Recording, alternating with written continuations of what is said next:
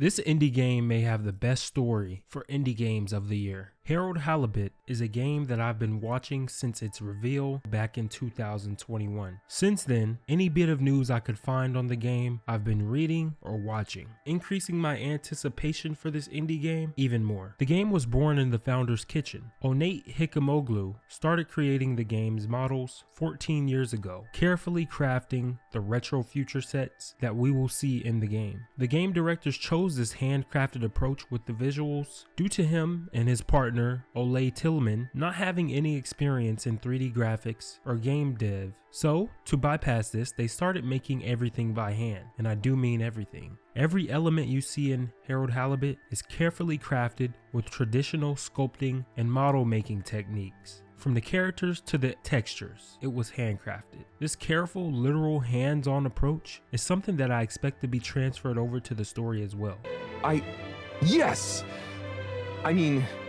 Yes!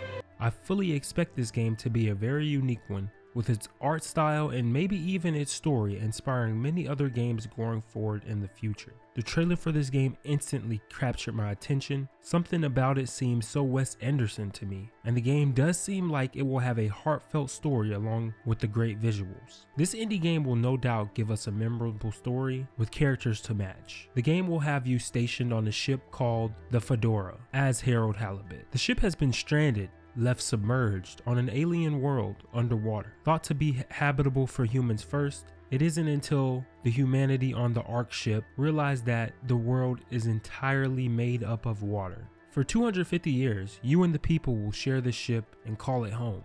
The ship was launched out into space in an attempt to escape the Cold War that threatened the whole of humanity. As Harold, you are a young lab assistant for the ship's lead scientist, Jean Marias. And while most inhabitants have accepted their life aboard this sunken ship, Marias tirelessly seeks a way for the ship to leave the planet and find a new, drier home. The setting instantly reminds me of the Volts from Fallout, seeing humans confined to a space that they have to live and die in generation after generation is something that I do find intriguing in media, and I'm looking forward to see what angles the developers, the Slow Bros, will take with this game. The game itself will be a narrative-driven, side-scrolling game, where in order to progress through the game's story, you will have to explore the spaceship, interacting with objects, characters, and the environment, while also investigating nooks and crannies, uncovering secrets, clues, and hidden pathways to solve the great mystery of the game that is at the center of the narrative.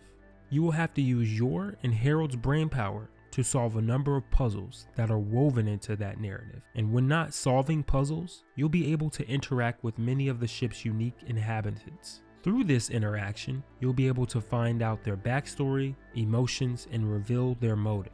Each decision you make will not only affect you, but these characters as well, with many decisions impacting the story as a whole and your relationships with your neighbors. With this game being mostly focused on its narrative, don't expect any combat sections in the game. That isn't the goal of what the game is trying to accomplish. It's clear to me that the story this game is attempting to tell will be one that may be talked about for years to come. I cannot wait to see what becomes of Harold and the ship's inhabitants when the game launches this month on the 16th via PlayStation 5, Xbox Series X and S, and PC.